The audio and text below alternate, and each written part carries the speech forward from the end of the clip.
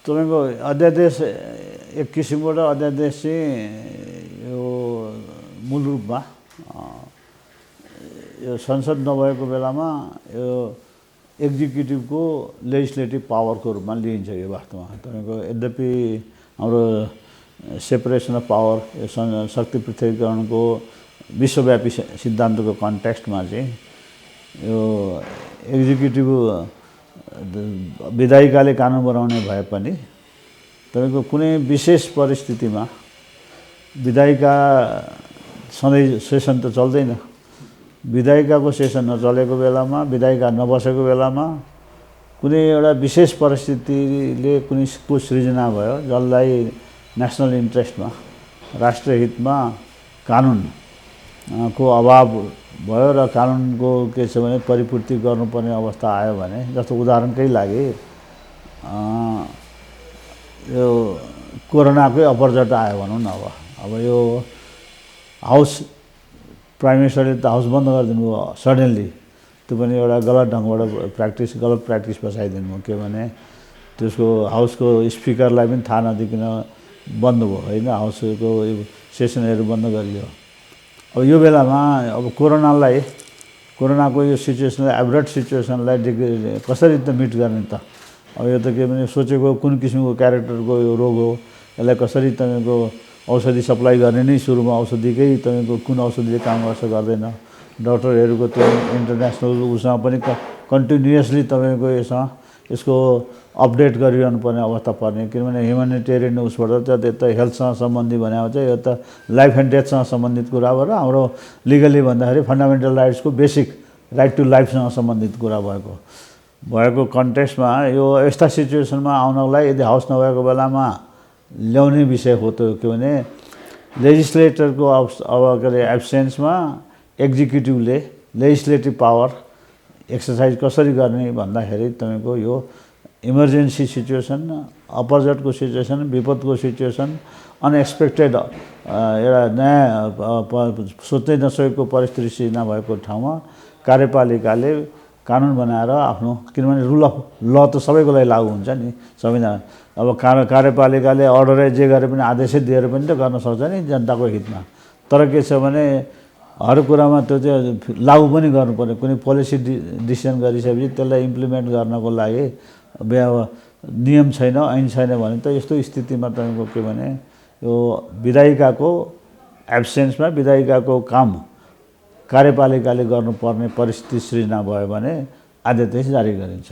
अब यो पर्मानेन्ट त होइन, यो पर्मानेन्ट नभए के भने अपोजिट सिचुएसनमा भएको हुनाले अब तत्काल त्यसपछि हाउस बस्न साथै हाउसले तपाईँको के छ भने इमिडिएट यो हाउसमा पहिला प्रतिस्थापित एउटा विधायन भन्छ त्यसलाई, यसलाई चाहिँ के रिप्लेस गर्नको लागि हाउसले रेगुलर लेजिस्लेसनले यसलाई रिप्लेस गर्नुपर्छ। अन्यथा के हुन्छ भने यो 60 दिनप्रति यदि हाउसले कन्सिडर गरेन भने 60 दिनपछि स्वतः नै यो खारिज भएर जान्छ। भनेपछि यो टेम्पोररीली इन्टरिम एरेन्जमेन्टको लागि हाउसले इमिडिएट हाउस बसिसकेपछि यसले हाउसले कन्सिडर गर्नुपर्छ यसलाई, यो ठिक थिएन, ठिक छ कि छैन, यसलाई भइसकेको कुरालाई फेरि यसलाई इन्डोर्स गर्ने हो कि भनेर एउटा त्यसको ठाउँमा रिप्लेस गर्नलाई प्रतिस्थापनको एउटा विधेयक फेरि प्रस्तुत गरेर रिप्लेस गर्छ। अब त्यसैले के छ भने यो बेसिकल्ली चाहिँ यथार्थमा चाहिँ यो हाउस नभएको बेलामा यो ल्याउने विधेयक थियो। अब त्यो दृष्टिकोणले हेर्दाखेरि हामीले अहिलेको उसलाई जोड्दाखेरि चाहिँ हामीले यो अहिले जुन अध्यादेश उहाँले ल्याउनु भयो योभन्दा 7 महिना अगाडि पनि त्यही ल्याउनु भएको थियो, 8 महिना अगाडि पनि वैशाखमा होइन। अब त्यहाँ पनि हुँदाहुँदै 4 दिनभित्रै फिर्ता गर्नु पऱ्यो प्रेसर बिल्डअप भएर। त्यो बेलामा पनि उहाँले उपयुक्त थिएन भने त पुष्टि नै भयो, किनभने तपाईँको सबै सांसदहरूले, तपाईँको उहाँकै पार्टीका मान्छेहरूले, सबै विरोधीहरूले तपाईँको त्यसलाई प्रेसर बिल्डअप गरिसकेपछि फिर्ता लिनु बाध्य हुनु पऱ्यो। अब अहिले त्यही स्थिति फेरि सिर्जना भएको छ। उहाँले बाहिर न्युजमा आएको अनुसार उहाँको हाम्रो पार्टीकै उसमा मिटिङहरूमा भनिएको अनुसार र पत्रकारिताको मिडियामा आएको अनुसार चाहिँ उहाँले फिर्ता लिने भनेर निर्णय गर्नुभयो।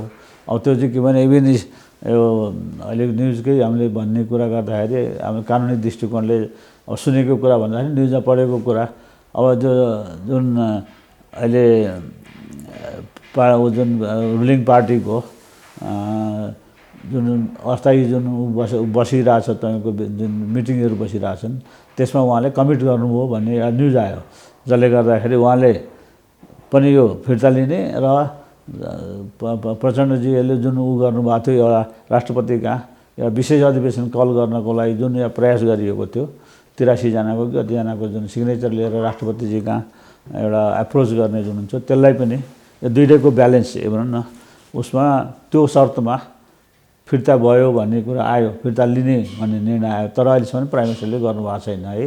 अब यो चाहिँ यसले चाहिँ के देखाउँछ भने अब हामीले कानुन बनाउँदाखेरि अब यो उसमा एक्जिक्युटिभ पावर एक्सर्साइज गर्दाखेरि अब यो स्पष्ट शुद्ध मनले विशुद्ध मनले संविधानले जहिले पनि विधिको शासन प्रयोग गर्दाखेरि कार्यपालिकाले निर्वाचित कार्यपालिकाले जो पनि के भने हेड अफ द गभर्मेन्ट र head of the state involve भएर आउने कुरामा चाहिँ यो कानुनको विषयमा एउटा कन्स्टिट्युसनल मोरालिटी लिगल मोरालिटी तपाईँको यो भने विधिको शासनको उसमा चाहिँ के छ भने शुद्ध मनले एउटा तपाईँको नेसनल निडको लागि तत्काल अपूर्णनीय क्षमता स्थिति सृजना भयो भने त्यसलाई परिपूर्ति गर्नको लागि आउने कुरा हो।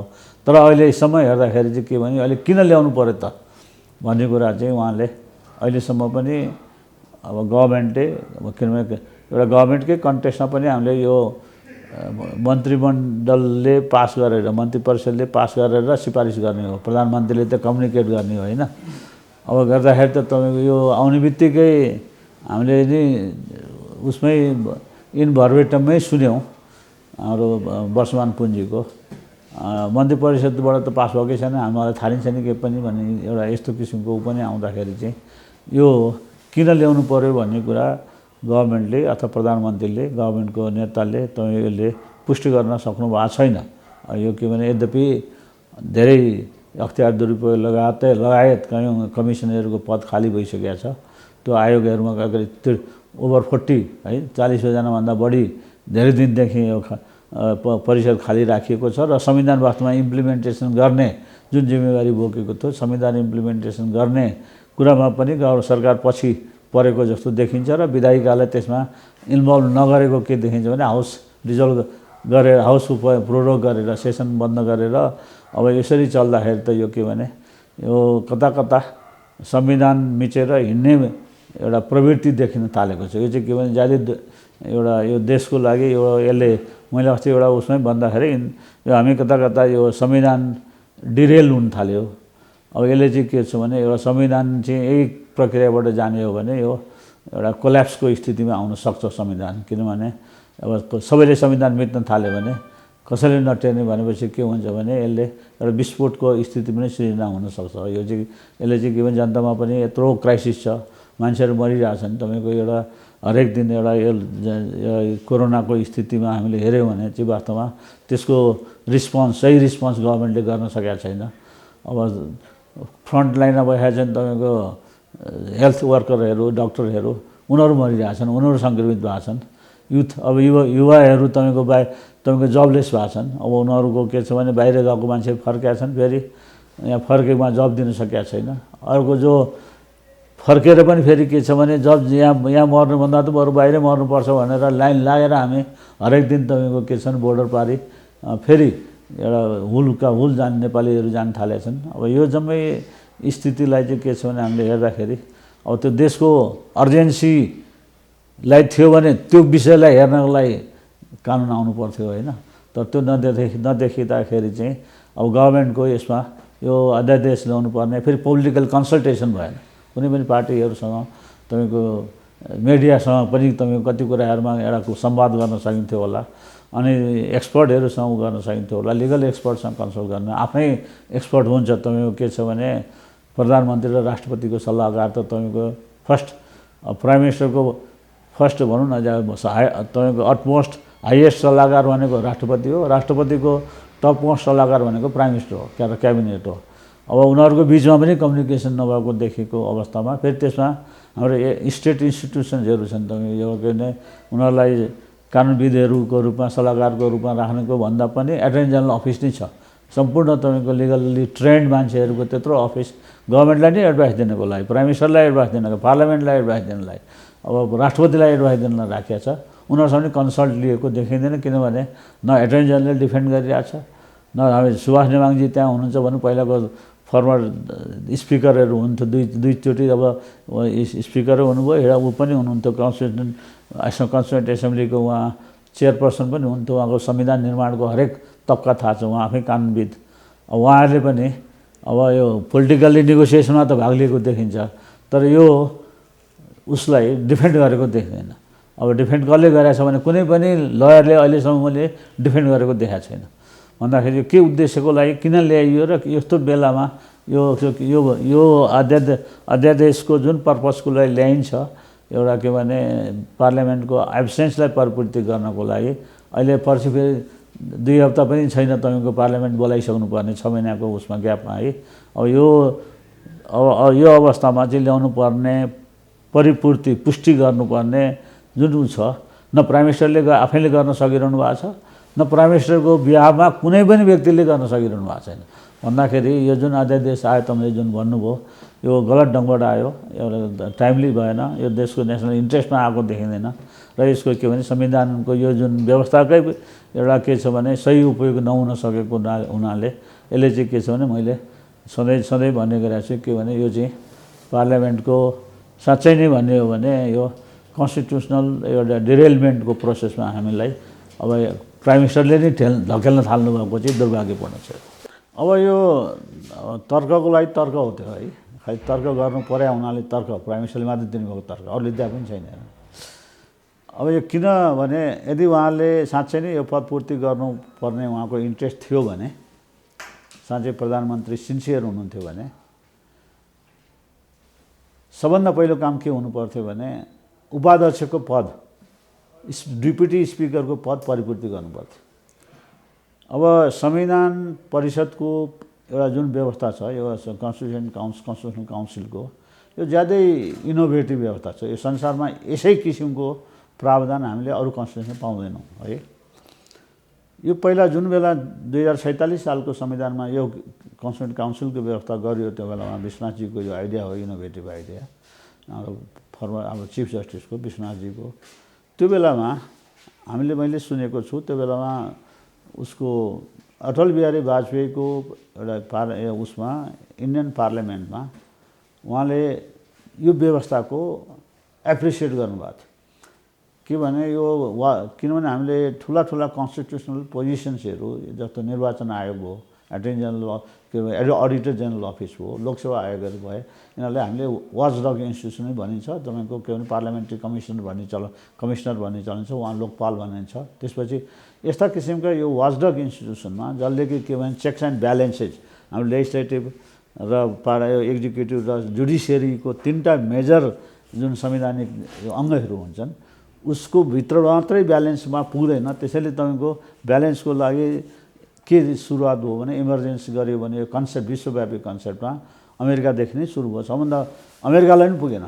अनि के भने fourth branch of the government अर्थात् फोर्थ स्टेट भनेर सबभन्दा पहिले मिडिया आयो। हेर्नुहोस्, मिडियालाई के भने मान्छेको बिल अफ राइट्स त्यहाँ जुन ऊ गरिसकेपछि जनताको अधिकार संरक्षण गर्ने गभर्मेन्टले 2टा मेजर उसको यो वाचडग इन्स्टिट्युसनको उसमा एउटा चाहिँ के हो भने एउटा जनताको अधिकारलाई अझ प्रमोट गर्ने र उनीहरूको सुरक्षित गर्ने।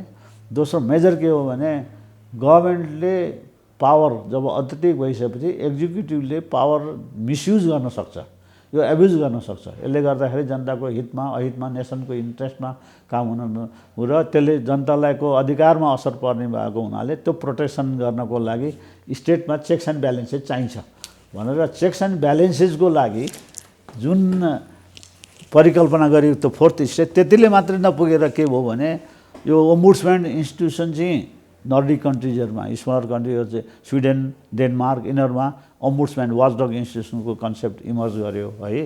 अनि त्यसैको आधारमा त्यो नर्डिक कन्ट्रिजको एक्सपिरियन्सको आधारमा ब्रिटिसमा पनि थिएन, ब्रिटिसको पार्लियामेन्टै सुप्रिम भन्ने एउटा उनीहरूको नोसन जुन थियो।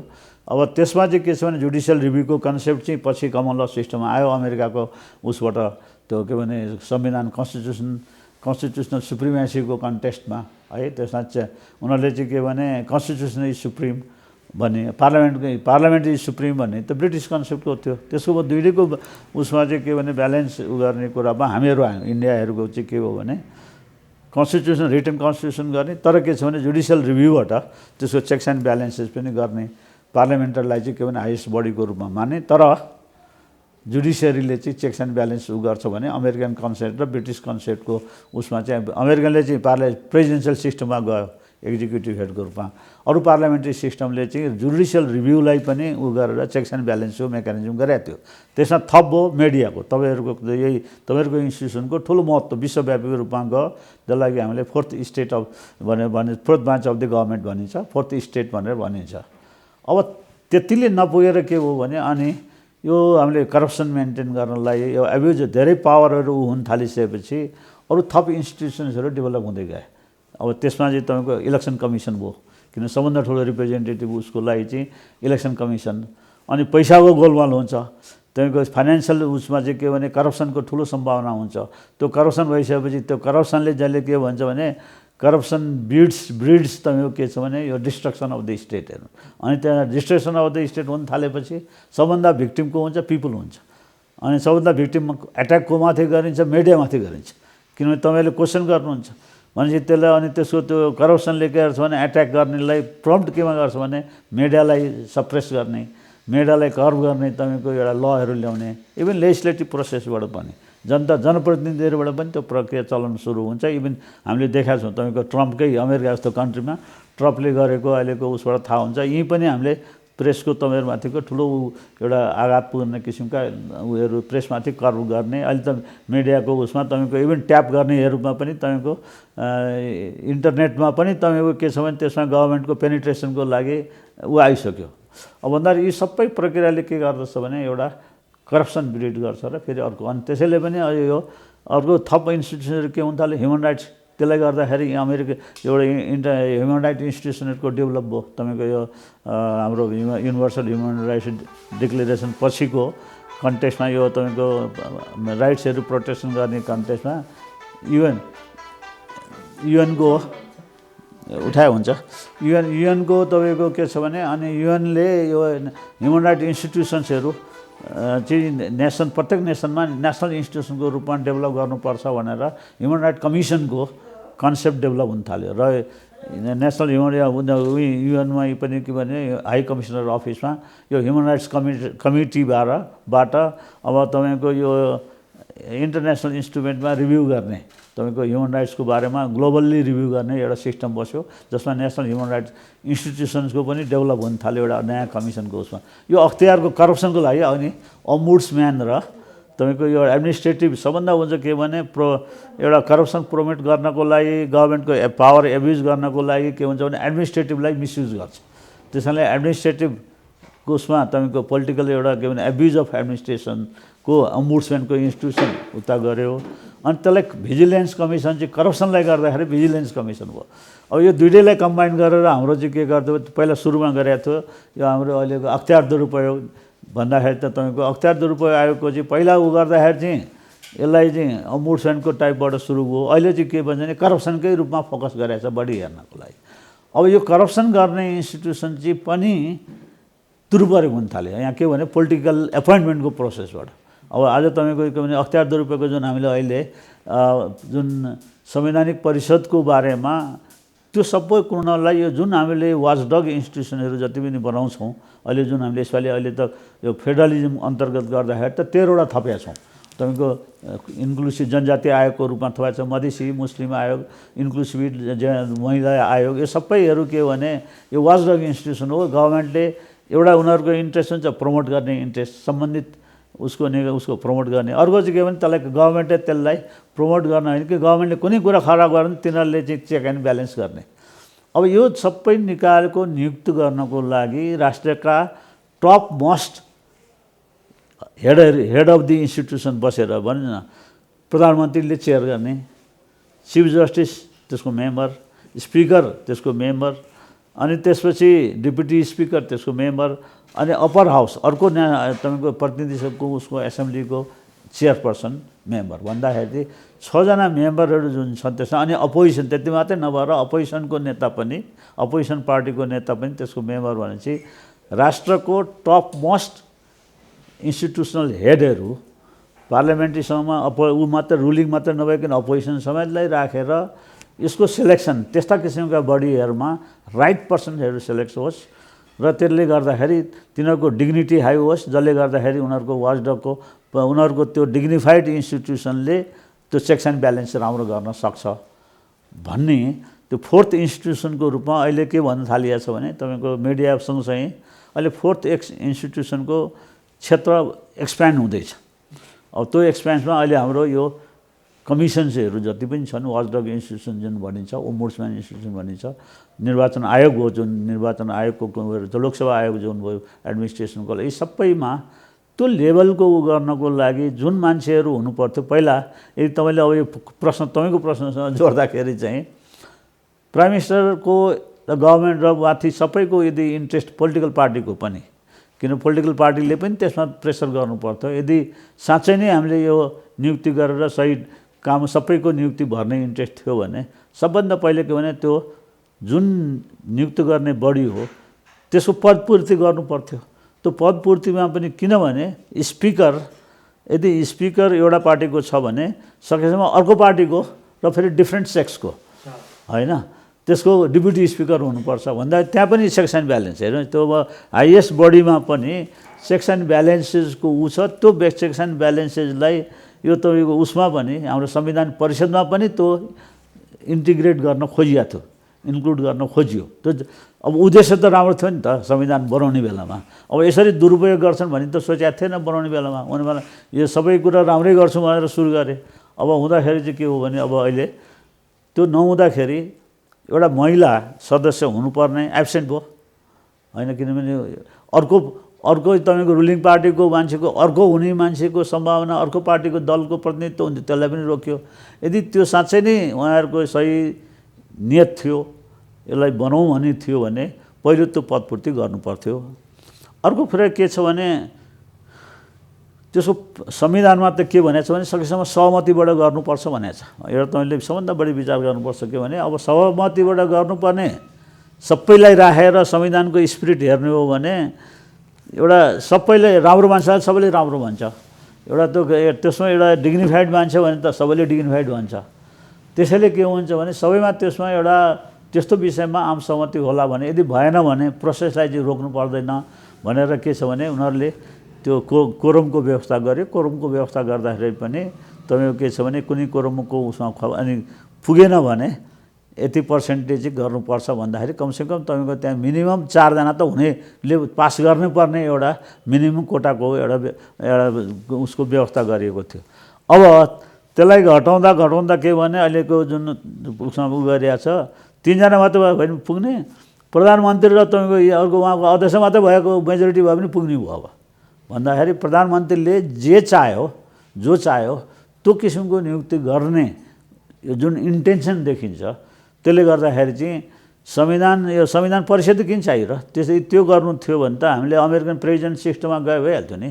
प्रेसिडेन्टले एपोइन्ट गर्छ अनि पार्लियामेन्टले एप्रुभ गर्छ किनभने सुनवाईको व्यवस्था छँदैछ त्यो सुनवाईको व्यवस्थाको तपाईँको अहिले यहाँ त के भने सुनवाईको व्यवस्था पनि एभोइड गर्न सक्ने किसिमको प्रावधान त्यहाँ फेरि ऐनबाट राखिएको छ हेर्नुहोस् है तपाईँ एउटा इन्ट्रेस्टिङ छ संविधानको स्पिरिट संवैधानिक सुनवाई हुनैपर्ने छ अनि संविधानको स्पिरिट सकेसम्म सहमतिबाट हुनुपर्छ त्यो लेभलमा अनि लबाट चाहिँ के गरिरहेको छ भने तपाईँको जुन संविधान परिषद सम्बन्धी ऐन र तपाईँको यो हेर्नुभयो भने सुनवाई नभए पनि त्यहाँ भाषा पढ्नु हो भने सुनवाई नभए पनि हुन सक्ने एप्रुभ हुन सक्ने त्यो लोकमान सिंहदेखिकोबाट सुरु भयो त्यो हेर्नुहोस् यसको डिरेलमेन्ट चाहिँ तपाईँको इन्टरिम कन्स्टिट्युसनबाट सुरु भयो अब त्यो हेर्दाखेरि हाम्रो के भन्दा मैले भनेको चाहिँ के भने उहाँ एउटा ओलीजीको बारेमा रुलिङ पार्टीको उसको कन्टेस्टमा एउटा मान्छेबाट एउटा के भने पहिला चाहिँ हाम्रो देश भनौँ न इन्स्टेबिलिटी धेरै भयो भनेर एउटा ज्यादै उसको स्थिति थियो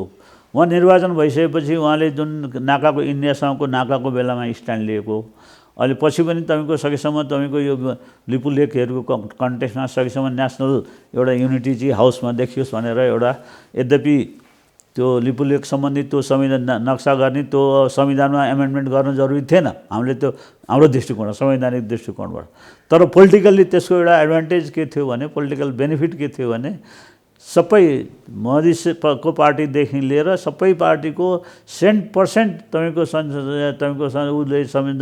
संसदका सदस्यहरूले त्यसको पक्षमा भोट हालेका थिए त्यसले गर्दाखेरि नेसनल इन्टिग्रेसन टेरिटोरियल इन्टिग्रिटीको लागि नेपालमा दुई मत छैन है नभए मान्छेले मधेसीमाथि शङ्का गर्थ्यो अरू कयौँ जनजातिमाथि शङ्का गर्थ्यो तर के होइन सबै नेसनालिटी छन् यहाँ कोही पनि मान्छे कुनै पनि जाति र कुनै पनि क्षेत्रका मान्छेहरू नेसनल इन्ट्रेस्टको एगेन्स्टमा जाँदैन भन्ने त्यो प्रमाणित गर्ने क्रेडिट त लिनुभयो नि त उहाँले होइन त्यो उहाँलाई क्रेडिट त जुन दियो यद्यपि त्यो जरुरी थियो कि थिएन भन्ने कुरा अर्कै कुरा छ है पोलिटिकल कुरा हो त्यो अब हाम्रो डिप्लोमेटिक कुरामा पनि छ होला त्यो तर एउटा नेसनल युनिटीको जुन आउने त्यो जुन सुरु त्योबाट जुन देखिएको थियो अब जस्तो भने 23 वर्षपछि चाइनाको सी जिनपिङलाई पनि ल्याउनु भयो एउटा के भने इन्डियाको प्राइम मिनिस्टर कतिचोटि आइसक्नु भएको थियो होइन प्रेसिडेन्टहरू आउनु भएको थियो तर उहाँ चाइनाको आउने मुभमेन्ट दुवैतिरको यत्रो डेभलपमेन्टको अहिलेको संसारको उसमा इकोनोमिक उसमा एउटा फ्रन्टमा एउटा मिराकल गरेको छ चाइनाले अब ल्याउने यी सबै 3-4वटा काम अब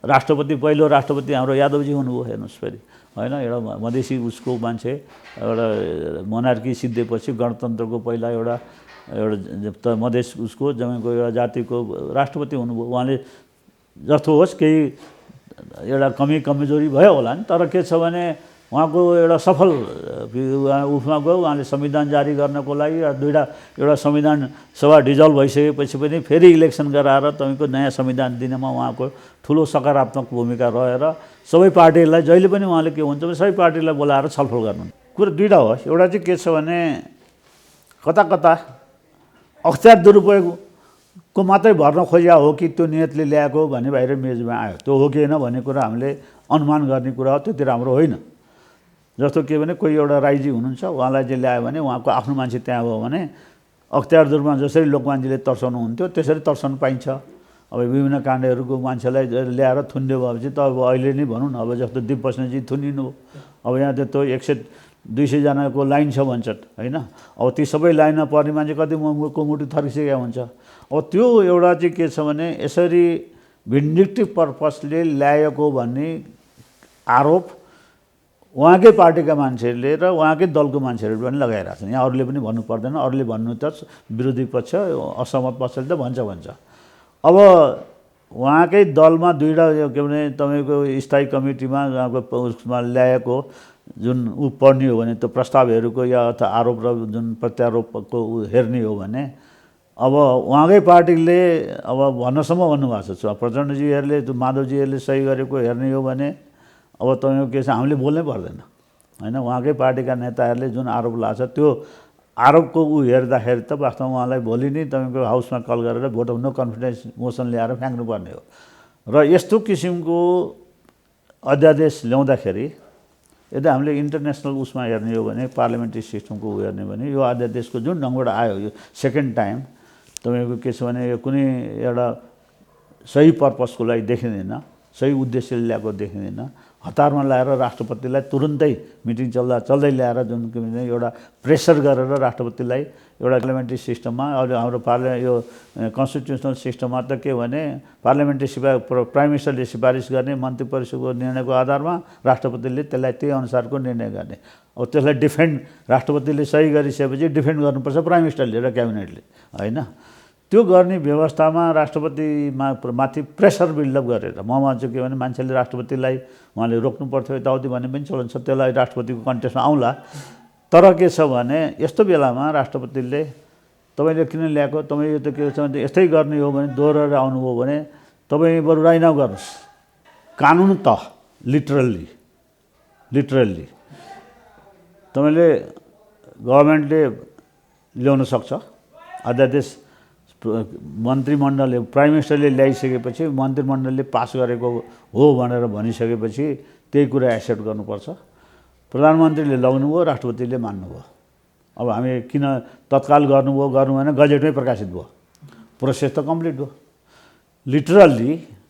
लिटरल्ली यो कन्स्टिट्युसनल मोरालिटी कन्स्टिट्युसनल एथिक्सको विपरीत हो रुल अफ लको प्रिन्सिपलको विपरीत हो, कन्स्टिट्युसनल प्रिन्सिपलको विपरीत हो, तर लिटरल्ली यो करेक्ट छ, प्रोसेस करेक्ट गरेछ, प्रोसेस वाइज करेक्ट छ, तर against constitutional spirit, constitutional ethics, constitutional morality, constitutional principles र विधिको शासनको प्रतिकूल प्रिन्सिपल्ली भनिरहेको छु है। तर लिगल्ली लिटरल्ली अक्षरता हेर्ने हो भने यो प्रोसेस कम्प्लिट गरेर ल्याएको छ। प्रधानमन्त्रीले सिफारिस गर्नुभयो र क्याबिनेटले पास गर्यो भनेको छ। अब उहाँले भनौँ न लु त्यो वर्षमान पुँजीले एउटा पब्लिकले भन्नु हामीलाई त थाहा थिएन भन्नुभयो, कसैले मन्त्रीले गरेको छैन भनेको छ होइन। अब त्यसलाई त कोर्टमा गरी टेस्ट हुनसक्छ त्यो, यदि तपाईँको के भने जसरी तपाईँले पहिलेको उसमा थाहा पाउनुभयो होला, तपाईँले निलाम्बरजीको एउटाको उसको कन्टेस्टमा राजेश्यामजी अधिकारीजीले एउटा मुद्दा दिनुभएको थियो। उहाँको के छ भने कानुन मन्त्री निलाम्बरजी उहाँले थाहा छैन भनेको आधारमा गरेको कुरालाई अनि तपाईँको यो पब्लिक इन्ट्रेस्ट लिटिगेसनमा एउटा केस गएको थियो हेर्नु चाहिँ। त्यस कारणले के छ भने त्यो पब्लिक उसमा आइसकेको है, अनि त्यसपछि कानुन मन्त्रीले त्यसलाई डिनाइ नगरेको भनेको हुनाले त्यो चाहिँ क्वेसन कानुन मन्त्रालय यो क्याबिनेटले पास गरे हो कि होइन भनेर क्वेसन गर्न पाइन्छ भन्ने त्यस्तो किसिमको एउटा तपाईँको कोर्टले इन्टरप्रिटेसन गरेको थियो हेर्नुहोस् त्यो उसमा। तर अहिले यहाँ त्यो मन्त्रीजीले बोल्नुभयो, कसैले कुनै केस लगे, अहिले जुन केसमा यदि तपाईँको डिबेट भयो र डिस्कसन भयो भने अब मन्त्री परिषदको सिफारिस भन्ने पर्यो, मन्त्री परिषदले पास गरेर प्रधानमन्त्री त कम्युनिकेट गर्ने हो होइन। प्रधानमन्त्रीले मन्त्री परिषदको उस निर्णयबाट लगेको भन्नुभएको छ। अब हो कि होइन भनेर भेरिफाई गर्ने ठाउँ हाम्रो वर्षमान पुँजीको स्टेटमेन्टमा देखिया छ। अब त्यो भोलि कोर्टले निर्णय गर्ला, कोर्टले कन्सिडर गर्ला। अब त्यही आधारमा आज सायद प्रधान न्यायाधीश पनि नजानुभएको होला तपाईँको हिजो अस्तिको मिटिङमा है। तर तपाईँको केसमा लिटरल्ली करेक्ट छ उसमा, तर कन्स्टिट्युसनल एथिक्स र कन्स्टिट्युसनल प्रिन्सिपल्स र कन्स्टिट्युसनको उसमा यो तपाईँको यो के भने यो एकदमै म्यालिसियस छ क्या। म्यालिसियस भनिन्छ त्यसलाई। एउटा हामीले प्राइम मिनिस्टरले आफ्नो पदको या सदुपयोग नगरिकन एब्युज अफ अथोरिटीलाई एब्युज गरेको यो पर्याप्त उदाहरणको रूपमा पनि प्रस्तुत गर्छु। मैले सकारात्मक पोजिटिभली हेर्ने हो भने राष्ट्रपतिको पक्षमा बोल्ने हो भने है, मैले अब एडभोकेट गर्ने भने राष्ट्रपतिले मलाई के लाग्दछ भने त्यो कुरा हो जस्तो पनि लाग्छ मलाई है। अब राष्ट्रपतिले प्राइम मिनिस्टरलाई त्यो भने पनि हुनसक्छ। प्राइम मिनिस्टर र राष्ट्रपतिको बिचको कम्युनिकेसन बाहिर क्वेसन पनि गर्न सक्दैन, पब्लिकलाई थाहा पनि हुँदैन। अब प्रधानमन्त्रीलाई राष्ट्रपतिले भनेको हुनुपर्छ भन्ने मेरो एउटा अनुमान हो। तर के छ भने अब पहिलेको पनि हेर्दाखेरि चाहिँ राष्ट्रपतिले भन्नुभयो कि भन्नु भएन भन्ने प्रश्न चिन्ह छ यहाँ। मान्छेले के भन्छ भने यो ठुलै ठाडो आलोचना पनि राष्ट्रपतिलाई गर्न थालिएको छ। उहाँ त पार्टीको राष्ट्रपति हुनुभयो, एउटा पार्टीको रुलिङ पार्टीको राष्ट्रपति देखिनुभयो, हुँदा ओलीको रात मात्रै राष्ट्रपति देखिनुभयो भन्ने पनि मान्छेले मैले रेडियोमा टिभीमा आउन थालिसक्यो है। अब त्यो भन्ने त्यो लान्छना लगाउनु भयो। तर के छ भने उनीहरूको कम्युनिकेसनमा यस्तो गलत काम गर्दाखेरि संविधानको संरक्षक पालक र के छ भने प्राइम मिनिस्टरको फर्स्ट एडभाइजर र राष्ट्रपतिलाई प्रधानमन्त्रीको ड्युटीभित्र पर्दछ के भने राष्ट्रपतिलाई हरेक कुरा इन्फर्म गर्ने, कुन सिचुएसनमा ल्याएको गर्ने। अनि राष्ट्रपतिलाई अधिकार के छ भने तपाईँको अझ यो इन्टरनेसनल प्रिन्सिपल वाल्टर बेजर्टले भन्नेले गर्नुहुन्थ्यो, 4वटा प्रिन्सिपल उसमा के भने right to be heard, right to तपाईँको वार्न, राइट टु एडभाइस है। अब यो राइट टु जुन छ प्राय राष्ट्रपतिको अधिकारहरू, वार्न गर्ने पनि छ, तपाईँको उसलाई तपाईँको क्वेसन गर्ने पनि अधिकार छ, अनि तपाईँको राष्ट्रपतिलाई तपाईँको इन्फर्मेसन जम्मै दे भन्ने पनि उ गर्ने छ, अनि राष्ट्रपति तिमी यसो गर भन्ने पनि अधिकार छ। त्यो तपाईँको के छ भने राष्ट्रपतिको as a head of the state prime मिनिस्टरमाथि राष्ट्रपति पोलिटिकल सिस्टममा या पार्लियामेन्ट्री सिस्टममा त्यो हेड अफ द स्टेटको अधिकार हो।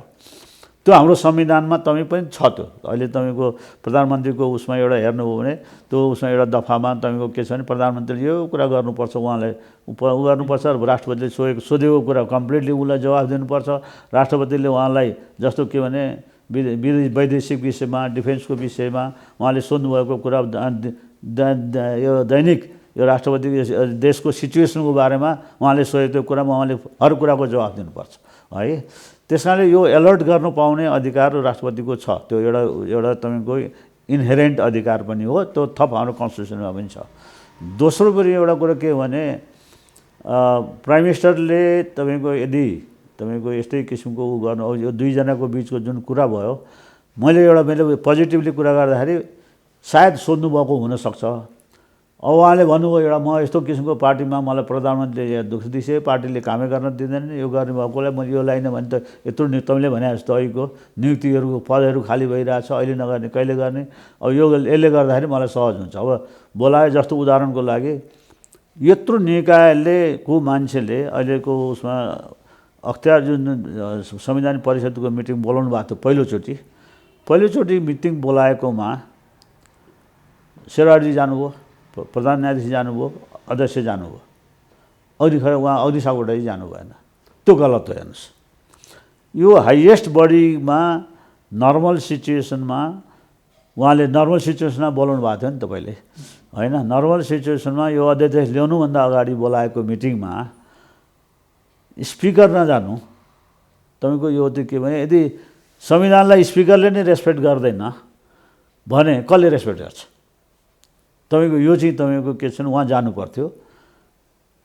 जब दोस्रोचोटि पनि उहाँले जब फेरि समयमा उ नगरिकन अध्यादेश ल्याइसकेपछिको उहाँले फेरि कल गर्नु पर्थ्यो। अध्यादेश ल्याइसकेपछि, किनभने अध्यादेश ल्याइसकेपछि त्यसको लिगल स्टेटसै चेन्ज गरिदिइसकेको छ, कि त्यसमा तपाईँको डिसिजन मेकिङ प्रोसेसै चेन्ज गरिदिइसकेको छ।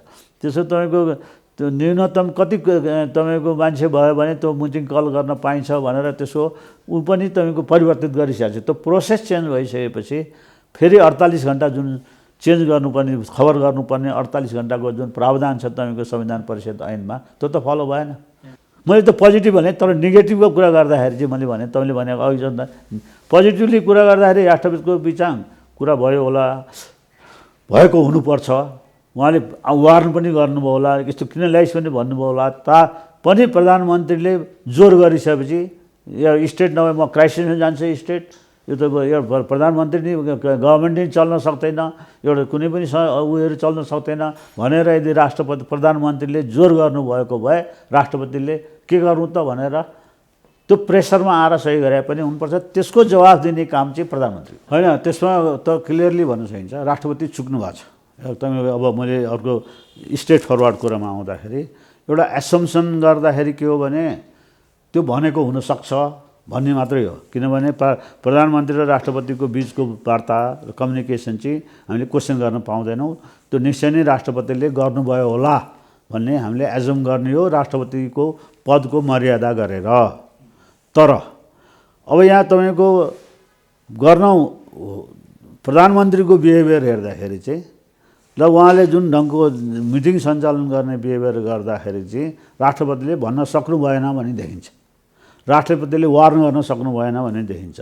राष्ट्रपतिले नभए राष्ट्रपतिको कार्यालयबाट विज्ञप्ति पनि निस्केको छैन, न प्रधानमन्त्री कार्यालयबाट विज्ञप्ति निस्केको छ। तपाईँ राष्ट्रपति जसरी उ गर्नुहुन्छ, अनि राष्ट्रपतिले तपाईँको के छ भने या त प्रधानमन्त्रीले टु मच प्रेसर गर्नुभयो, राष्ट्रपतिले एउटा हेड अफ द स्टेटको हिसाबले उहाँले एसर्ट गर्न सक्नु भएन र प्रधानमन्त्रीमाथि उहाँले एउटा के भने राष्ट्रको संवैधानिक संरक्षकको हैसियतले भूमिका खेल्नको लागि उहाँ चुक्नु भएको देखिन्छ जनताको दृष्टिमा, तपाईँको सबैको दृष्टिमा। किनभने राष्ट्रपतिको उसबाट चाहिँ यो किसिमको काम कारबाहीको लागि तपाईँको नभए त कि उहाँले तुरुन्तै गर्न सक्नुहुन्छ नि, प्राइम मिनिस्टरले फेरि कल गरेर भन्न सक्नुहुन्छ।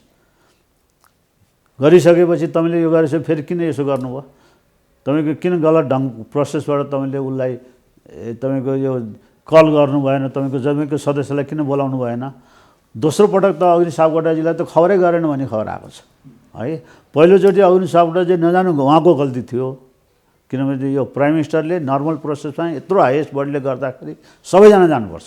सबै सदस्यले जसले संविधानको संरक्षण गर्नुपर्ने सबै सदस्यहरू नजाँदा त्यो उनीहरूले नि रेस्पेक्ट गरेन भने अरूले किन रेस्पेक्ट गर्छ, हामीले किन रेस्पेक्ट गर्ने, तपाईँले किन रेस्पेक्ट गर्ने, प्रश्न त उठ्छ नि।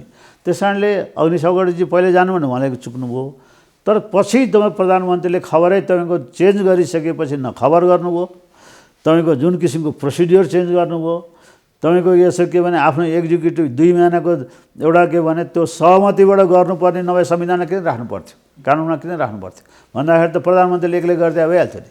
त्यो समय एमेन्डमेन्ट गरेर तपाईँको के छ भने कन्स्टिट्युसन एमेन्डमेन्ट गर्न त सकिन्छ नि। खालि तपाईँको 74मा एउटा तपाईँको अमेन्डमेन्टको प्रोसेसमा तपाईँको त्यसको कन्स्टिट्युसनको तपाईँको एउटा धारा बाहेक त अरू सबै चेन्ज गर्न सकिन्छ नि। उहाँले तपाईँको के यो कन्स्टिट्युसन पऱ्यो, यो त तपाईँको बेसिक अहिलेको उसमा हामीले इन्डियाको कन्सेप्टबाट हेर्ने हो भने हामीले यो संविधान परिषदको व्यवस्थालाई बेसिक फिचर भन्नुपर्छ। बेसिक फिचर भन्दा सबैजना हुनुपर्ने, त्यसमा अपोजिसन नभए त अपोजिसन लिडर पनि नराख्ने भने किन अपोजिसन लिडरलाई सदस्य राख्नुपर्ने थियो? उपाध्यक्ष यदि तपाईँको स्पिकर डेप्युटी स्पिकरलाई नराख्ने भयो भने किन अर्को तपाईँको दुईवटा सेक्स ब्यालेन्स गर्नुपर्छ भने त्यहाँ स्पिड छ कन्स्टिट्युसनल। किनभने यदि तपाईँको डेप्युटी स्पिकर चाहिँ तपाईँको स्वास्नी मान्छे भएको लोही मान्छे भएको भए स्पिकरै स्वास्नी मान्छे हुन्थ्यो होइन। त्यहाँ जेन्डर ब्यालेन्स गर्नुपर्ने बाध्यता छ त्यहाँ कन्स्टिट्युसनल तपाईँको संविधान परिषदमा। भनेपछि जब त्यो संविधान परिषदको कम्पोजिसनले नि मिनिमम तपाईँको के छ भने युनानिमिटीको लागि र मिनिमम नर्ल फेरि नभए सुप्रिम कोर्टको चिफ जस्टिस किन राख्नु परेको छ? कमजोर राष्ट्रपति भयो भने प्रेसर आउँछ, कमजोर प्रधानमन्त्री भयो भने राष्ट्रपतिको प्रेसर बढ्छ है। तपाईँको प्रधानमन्त्री कमजोर भयो भने अरू पार्टीका नेताहरूको भन्छ। अहिलेको न्युजमा पनि हेर्नुहोस्, दिन प्रतिदिन प्रधानमन्त्री खस्किँदै जानुभएको छ, कमजोर हुँदै जानुभएको छ। त्यसैले हिजोकै न्युजमा हेर्नुहोस्, प्रचण्डजी तपाईँको यहाँबाट पार्टीबाट गएपछि उहाँले नमाने, फेरि फिर्ता नलिएपछि अब उहाँले मिटिङ कल गर्नुभयो भनेपछि प्रचण्डजी तुरुन्त गएर उहाँले डाँट्नुभयो भनेको छ। त्यसपछि तपाईँको यो फिर्ता तुरुन्त यो फिर्ता गर्नुहोस् भनेर किन नगरे भनेर रिसाउनु भयो भने न्युजमा आइरहेको छ। म आज पढिरहेको छु, तपाईँको हामीले एफएममा रेडियोमा सुनि पनि रहेको छौँ है। मैले के यसमा के हुन्छ, राष्ट्रपतिले दुई तिन कुरामा चुक्नु भएको छ। राष्ट्रपतिले गर्नुपर्थ्यो, म पहिलेको एक्सपेरिमेन्टबाटै भन्छु भनेको, हाम्रो रामवरणजी र मैले तुलना गर्न नखोजे मात्र हो। किनभने हरेक मान्छेको डिफ्रेन्ट स्टाइल हुन्छ। फेरि के भने हामीले डिग्निफाइड गरेको फलानु राष्ट्रपति राम्रो थियो, राम्रो काम गरेको थियो, म आफ्नो भएको हुनाले पक्कै राम्रो भन्छु होइन। त्यो बायस मान्छेले किन एक्सप्रेस गर्नु? राष्ट्रपति त उहाँले पनि अहिलेसम्म काम कति कुरा राम्रो गर्नुभएको छ, कति कुरा चुक्नु भएको छ। यसमा चाहिँ उहाँ नराम्रोसँग चुक्नु भएको छ। एउटा कुरा, दुईवटा के कुरामा चुक्नुभयो, यस कन्स्टिट्युसनली नै चुक्नु भएको छ भनिरहेको छु है म। कन्स्टिट्युसनली के अरे चुक्नुभयो भने प्राइम मिनिस्टरलाई उहाँले सम्झनु, उहाँ त प्राइम मिनिस्टरको पनि एडभाइजर हो, प्राइम मिनिस्टरलाई एडभाइस दिन सक्नु भएन। एक नम्बर, यदि दिएको भयो भने प्राइम मिनिस्टरले फलो गरेन, त्यसमाथि एक्सन लिन सक्नु भएन। तेस्रो चाहिँ के छ, उहाँले के भन्नु सक्नुहुन्थ्यो, अहिले रोक्नुहोस्, म आफ्नो यसको कन्स्टिट्युसन सम्बन्धी विषय भएको हुनाले म त कन्स्टिट्युसन सबको हिसाबले यसको लिगालिटी कन्स्टिट्युसनालिटीको उसमा म यताले अध्ययन गर्छु, अध्ययन नगरिकन म मान्दिनँ, यो गर्दिनँ भने प्रधानमन्त्रीले के गर त भनेर सही चलाउनुहुन्थ्यो र लाउनुहुन्न थियो। म अध्ययन गर्छु। अनि उहाँले एटर्नी जेनरललाई बोलाएर, कमसेकम स्टेटको एडभाइजर हो, नभए उहाँका आफ्नै लिगल एडभाइजरहरूको टिम या तपाईँको यहाँका कुनै पनि लिगल एडभाइजरका टप मोस्टका एउटा एक्सपर्टहरूलाई बोलाउन सक्नुहुन्थ्यो। पोलिटिकल पार्टिजहरूलाई पनि बोलाएर यस्तो आज के हो, तपाईँहरूको ओपिनियन के छ भन्न सक्नुहुन्थ्यो। उहाँले रोक्न सक्नुहुन्थ्यो, कम्तीमा चाहिँ म यताले हेरेर मात्रै गर्छु भन्न सक्नुहुन्थ्यो। त्यो गरेको देखिन तत्काल उसमा, त्यहाँ पनि उहाँ चुक्नुभयो। दोस्रो चाहिँ के छ भने उहाँले यस्तो किसिमको काम पहिले भइसकेको हुनाले, पहिले तपाईँको 7 महिना अगाडि यस्तो किसिमको एक्सपिरियन्स आइसकेको हुनाले, एउटा आइसकेको हुनाले तपाईँले योभन्दा अगाडि पनि यसो गर्नुभएको थियो, अहिले पनि फेरि यसो गर्नुभयो, म नहेरिकन म गर्दिनँ। यसले चाहिँ तपाईँको नेसनल इन्ट्रेस्टको रूपमा काम गर्छ। यसले तपाईँको यो अहिलेको बेलामा संवैधानिक विवाद चर्काउँछ, तपाईँको यसमा पार्टीको बिचमा विवाद हुन्छ। यो तपाईँको कन्स्टिट्युसनल यो संविधान संरक्षकको हिसाबले मैले संविधान संरक्षण गर्न नसकेको म माथि पनि प्रश्न आउँछ भनेर उहाँले भन्न सक्नुहुन्थ्यो। र त्यसमा के भने यी मात्रै होइन, उहाँले इन्टरनेसनल एक्सपर्टहरूको पनि ओपिनियन दिन सक्नुहुन्छ। मलाई थाहा छ तपाईँको कुनै कुनै विषयमा रामवरणजीको तालेमा हामीले के पनि गर्थ्यौँ भने उहाँको 2-3वटा प्रश्न या प्रक्रिया चाहिँ के राम्रो थियो भने रामवरणजीको डिसिसन मेकिङको प्रोसेसमा चाहिँ यस्तै आदेश आउँदाखेरि पनि के थियो भने उहाँले हरेक विषयमा कुनै पनि क्रिटिकल विषय हो भने उहाँको जुन एडभाइजरी टिम थियो सबैलाई तुरुन्त कल गर्नुहुन्थ्यो। कल गरिसकेपछि यस्तो आछ के गर्ने, अनि लिगलको तपाईँको यो अध्यादेशको सम्बन्धीमा लिगल सेलमा म अब त्यो लिगल कन्स्टिट्युसनल एडभाइजर भएको हुनाले अनि लिगल सेलमा यो चाहिँ तपाईँहरूले हेरेर मलाई यसमा गर्नुहोस्, ओपिनियन दिनुहोस् भनेर उहाँले हामी हेर्थ्यौँ। अनि लिगल टिममा हाम्रो त्यो मणिराम ओझा भन्ने हुनुहुन्थ्यो, बडा राम्रो, एकदम भेरी गुड लिगल उसमा है, उहाँ सचिवबाट रिटायर गर्नुभयो क्यारे। उहाँ तपाईँको अध्यादेश हेर्ने बित्तिकै कुनै ल हेर्ने बित्तिकै यति चाँडो उहाँ ग्याप थाहा पाउनुहुन्थ्यो। त्यो थाहा पाएको उहाँको त्यो एक्सपर्टिजले हामीलाई धेरै सहिलो भएको थियो। अनि त्यहाँबाट यो छ, यसमा चाहिँ तपाईँले हामीले फेरि रिकन्सिडर गर्नु भन्नुपर्छ। यसलाई चाहिँ तपाईँको फेरि उ गरेर तपाईँ यसले यो चाहिँ उ गर्नु, यसलाई फेरि चच्याएर ल्याउनुहोस्, यसलाई फेरि उ गर्नुहोस् भनेर भन्न सकिन्छ। उहाँले त्यो भन्नुहुन्थ्यो, त्यो गर्नु। त्यस कारणले सबभन्दा पोजिटिभ के थियो भने आफ्नो टिमको लिगल, उहाँको आफ्नै क्याबिनेट भनिन्छ, लिगल एडभाइजरीको टिम भनिन्छ। हामी हेर्न गएको थियौँ तपाईँको फिनल्यान्डमा यसरी के प्रेसिडेन्टको एडभाइजर हामीले के भने सेक्रेटेरिएटलाई कसरी बलियो बनाउँ भनेर एकचोटि हामी एउटा अब्जर्भेसन टुरमा गएको थियौँ। हाम्रो सेक्रेटेरिएटलाई त्यहाँ ठ्याक्कै 5 जना एडभाइजर हुँदो रहेछन् त्यहाँ पनि है।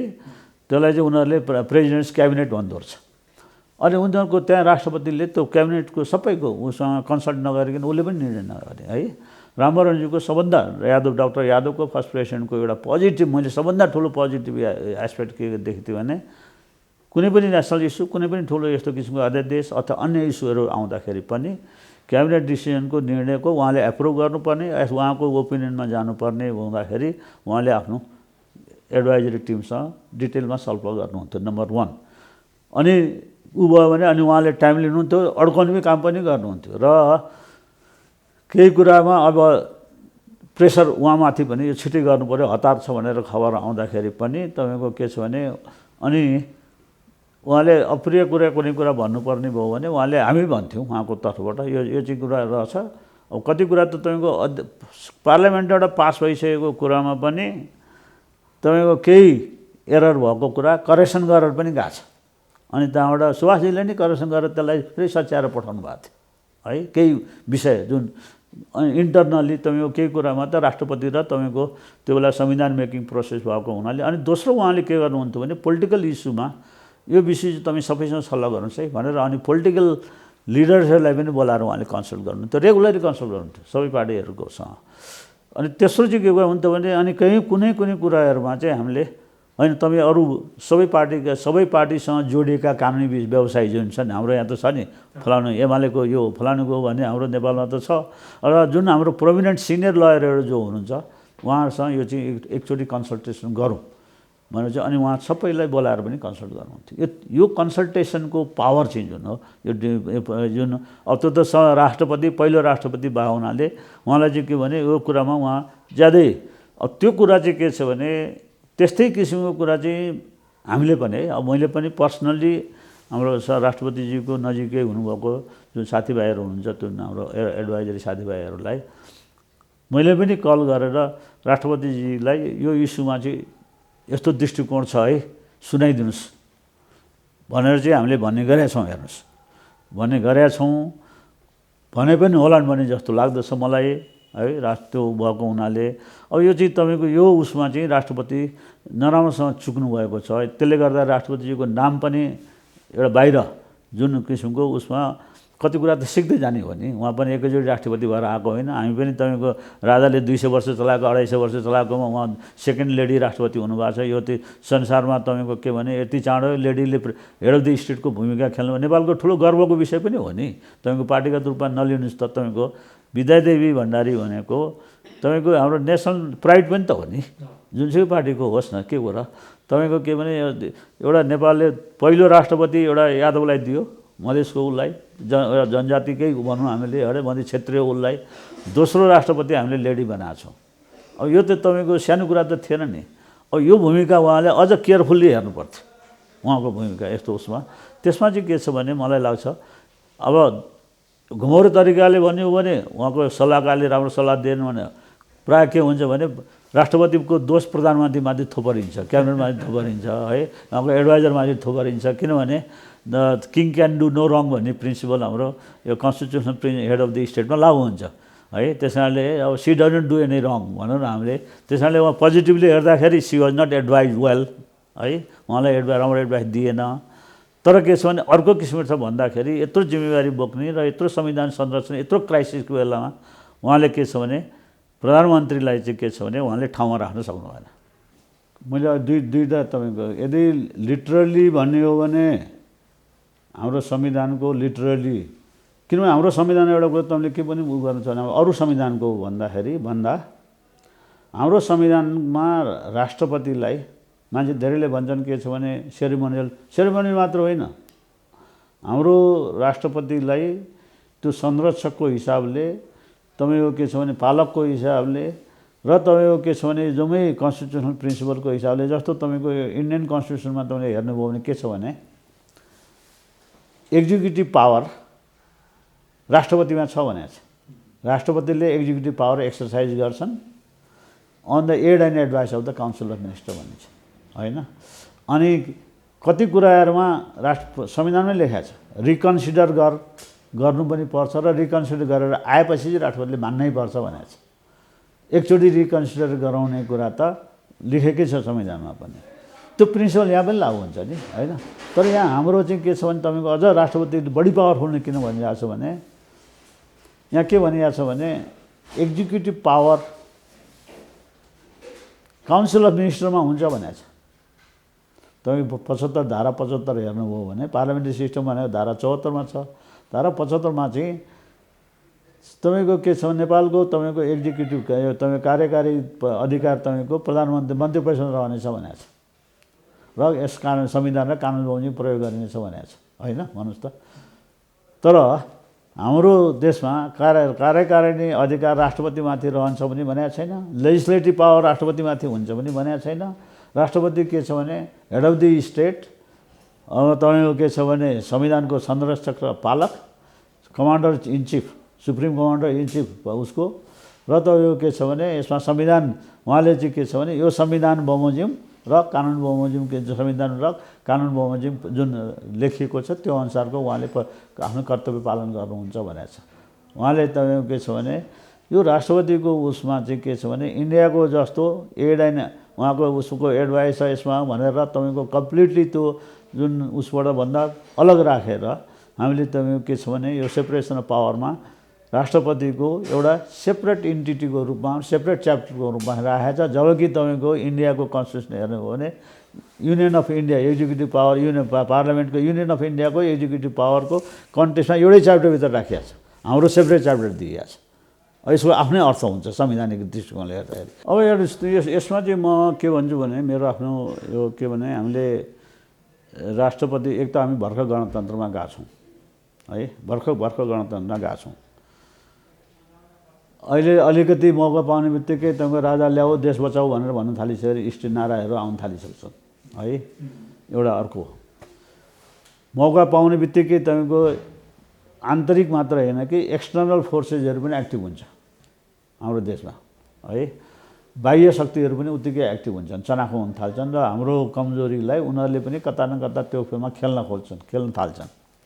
अब यो बेलामा हामीले राष्ट्रपतिको इन्स्टिट्युसनलाई थप कमजोर बनाउने, उहाँलाई तपाईँको बढी थेचर्ने, उहाँमाथि तपाईँको ल्याएर तपाईँको उसमा संविधान के अरे उसमा संसदमा बोलाएर तपाईँको संसदमा हामी बढी छलफल गरेर राष्ट्रपतिको एउलाई हामी तह लाउने भन्ने किसिमको यो एप्रोच राम्रो होइन। यो संविधानको के छ भने ठिक गर्नु छ ओलीजीलाई तह लाउनुहोस् न, ओलीजीलाई तह लाउनु सक्नु भएको छैन, राष्ट्रपतिलाई तह लाउने, उहाँलाई vote of no confidence motion बढाएर हटाउनुहोस् न।